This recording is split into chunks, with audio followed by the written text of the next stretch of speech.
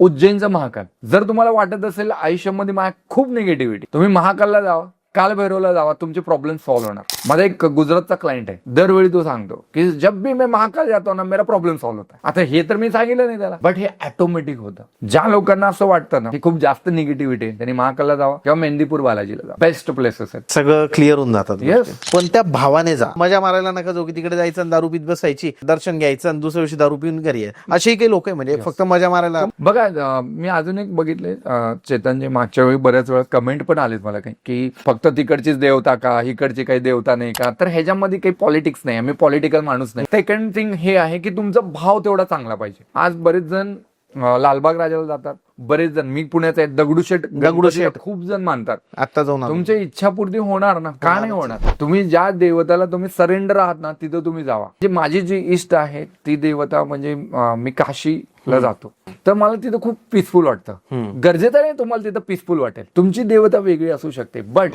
हे जे काही मंदिर आहेत तिथली एनर्जीच एवढी भरपूर एनर्जी आहे. संपूर्ण व्हिडिओ बघण्यासाठी YouTube वर जाऊन बँटर विथ चेतन सर्च करा.